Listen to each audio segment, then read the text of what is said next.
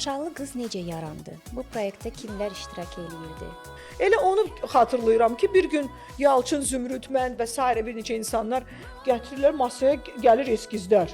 Zümrüd bir yox 5 dəfə Yalçına geri dönüş eləyirdi ki, Yalçın mən budur, Yalçın mən budur və okey olana qədər, yəni bu bir prosesdir, bu heç nə, hər şey hazır alınmayıb.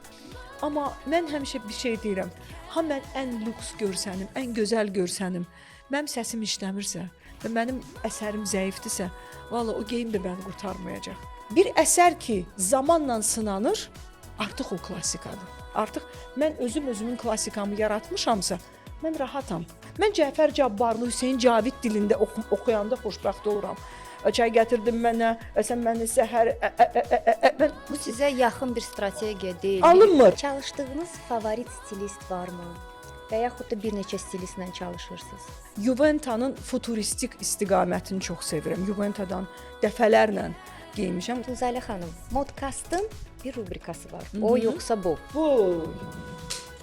Vay Yalçın özün bilərsən. Getdik. Getdi ya, nə getdi?